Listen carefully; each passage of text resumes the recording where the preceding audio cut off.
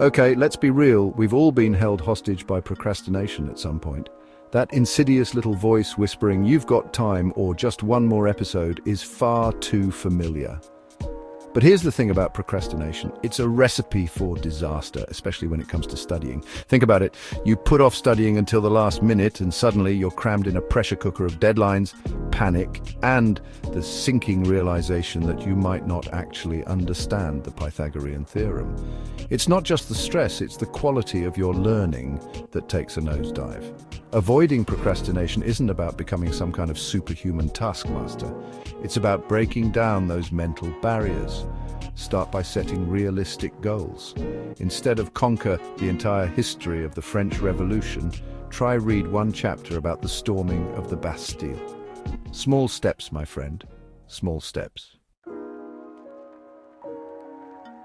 Our brains are incredible, but contrary to popular belief, they're not wired for expert-level multitasking. We might think we're master jugglers, seamlessly switching between texting, writing an essay, and absorbing a lecture, but the reality is far less impressive. Multitasking tricks us into thinking we're getting more done, but it actually hinders our ability to focus deeply on any one task. It's like trying to listen to two songs at once. You might catch snippets, but you'll miss the nuances and depth of each melody. So here's your study superpower: single tasking. Dedicate your focus to one task at a time. If you're reading a chapter, close those extra tabs, silence your phone, and give your brain the space to truly engage with the material. You'll be surprised how much more you retain when you're not mentally scattered. All right, let's talk about sleep, or more specifically, the lack thereof. We've all pulled those all-nighters, fueled by caffeine and sheer willpower, but here's the harsh truth. Sacrificing sleep for studying is like trying to run a marathon with a sprained ankle.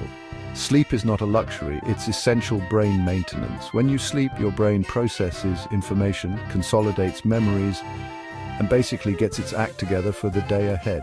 Deprive yourself of sleep and you're essentially running on fumes. Make sleep a non-negotiable part of your study routine. Aim for 7 to 8 hours of quality sleep every night. I know it sounds like a lot, but trust me, a well-rested brain is like a well-oiled machine. It performs better, processes faster, and remembers more.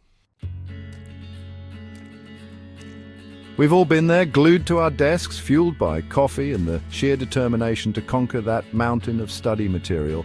But here's the thing, even our amazing brains need a breather. Studying for hours on end without breaks is a one-way ticket to Burnout City. Think of your brain like a muscle.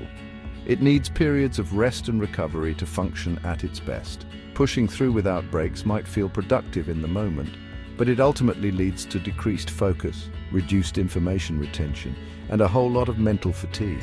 Embrace the power of breaks. Step away from your study space, move your body, talk to a friend, listen to music, anything that helps you disconnect and recharge. You'll come back to your studies feeling refreshed, refocused, and ready to tackle the next challenge. We take notes, we highlight, we underline, all in the name of remembering crucial information. But here's the kicker. Taking notes is just the first step. If we don't revisit and review those meticulously crafted notes, it's like planting a garden and never watering it. Our brains are masters of forgetting, especially when it comes to information we don't actively use. That's where the magic of review comes in. Regularly revisiting your notes helps reinforce those neural pathways and transfer information from short-term to long-term memory. Make reviewing a regular habit.